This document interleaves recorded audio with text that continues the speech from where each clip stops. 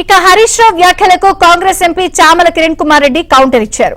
దండుపాళ్యం పేరు KCR కుటుంబానికే సొంతమన్నారు. Gun culture అంటూ BRS నేతలు దుష్ప్రచారం చేస్తున్నారు అంటున్న ఎంపీ చామలతో మా ప్రతినిధి సతీష్ ఫేస్ టు ఫేస్.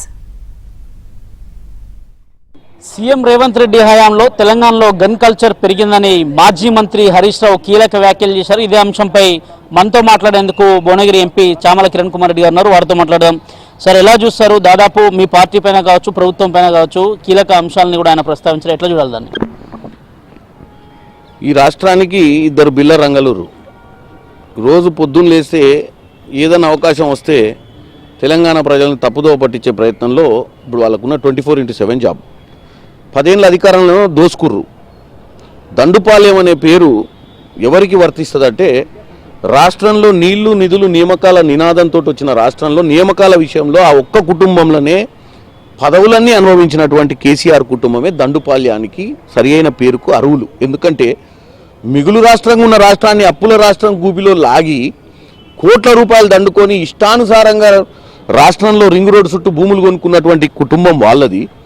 వాళ్ళు చేసిన తప్పుల వల్లనే ఇలా రాష్ట్రంలో వాళ్ళ అధికారాన్ని కోల్పోయారు. పార్లమెంట్లో గొడుసున్నా వచ్చినాయి. అన్నీ వచ్చినాక కూడా ఇంకా వచ్చి ఈరోజు ప్రెస్ మీట్లు పెట్టి చిన్న చిన్న విషయాలు ఏదైనా మా పార్టీలో ఏదో ప్రజాస్వామ్యంగా మేము మాట్లాడుకునే విషయాలు, మాలో ఒక కుటుంబం లాంటి పార్టీలో చిన్న చిన్న సమస్యలు వచ్చినప్పుడు దీన్ని పరిష్కరించే దిశగా మీనాక్షి నటరాజన్ గారు, మహేష్ కుమార్ గౌర్ గారు అందరూ పనిచేస్తున్న సమయంలో పక్క పార్టీలో ఉన్న వాళ్ళ ఆనందాన్ని తట్టుకోలేకపోతున్నాం మేము. ఇటువంటి ఏమైనా జరగంగానే బయటకు వచ్చి మొత్తం తెలంగాణ రాష్ట్రం ఏమో ఆగమైపోతున్నట్టు, తెలంగాణ రాష్ట్రంలో గన్ కల్చర్ వచ్చినట్టు. అసలు గన్ అనే సబ్జెక్టే లేదు అక్కడ. ఇదంతా ఊహనే. ఫోన్లో మాట్లాడి నా సందర్భాన్ని చర్చించినటువంటి విషయంలో ఫోన్లో గన్నుల గురించి మాట్లాడుకుర్రని చెప్పి తెలుగుకో కమ్యూనికేషన్ ప్రాబ్లంతో చెప్పిర్రు.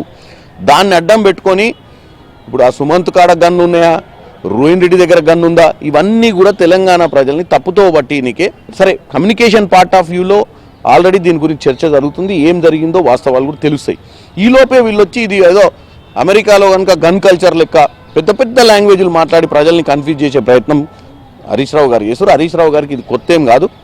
ఆయన రబ్బర్ చెప్పులు వేసుకున్నప్పటి నుంచి ఈ వాక్చాతుర్యంతో ప్రజల్ని మోసం చేసినప్పుడు ఇప్పుడు కూడా మోసం చేయాలనుకుంటారు.